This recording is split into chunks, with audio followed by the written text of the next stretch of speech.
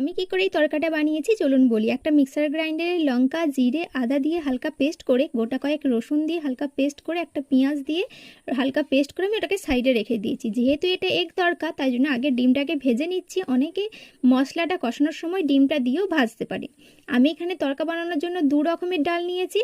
এখানে বাড়িতে থাকা অনেক রকমের ডাল ইউজ করা যেতে পারে। আমি এখানে গোটা মুসুর আর ছোলার ডাল নিয়েছিলাম। তারপর কড়াইয়ে তেল দিয়ে জিরে আর লঙ্কা ফোড়ন দিয়ে ওই যে বাটা মশলা, তার সাথে 1 চামচ মিট মশলা দিয়ে মশলাটা ভালো করে কষিয়ে নিয়েছিলাম। তারপরে 1 চামচ টক দই আর টমেটো দিয়ে হালকা কষিয়েছিলাম। যখন টক দই বা কাজু বাটা বা পোস্ত ইউজ করবেন তখন গ্যাসের ফ্লেম একদম হালকাতে রাখলে ওটা ফেটে যায় না। তারপর সেদ্ধ করার ডালটা দিয়ে ভালো করে ফুটিয়ে নিয়েছিলাম। আর ভালো করে ফুটে যাবার পর নামানোর আগে ওই যে ডিম ভাজাগুলো ছিল ওগুলো দিয়ে আর একবার ফুটিয়ে ওটাকে সাইডে রেখে দিয়েছিলাম।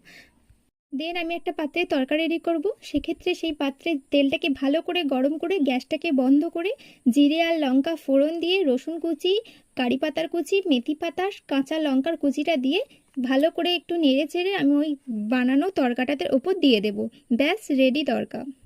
রেস্টুরেন্টের মতো লাল লাল কালার আনতে চাইলে ওই শেষে যে তরকাটা বানানো হলো তার সাথে 1 চামচ কাশ্মীরি লঙ্কা দিলে কালারটা ঠিকঠাক এসে যাবে।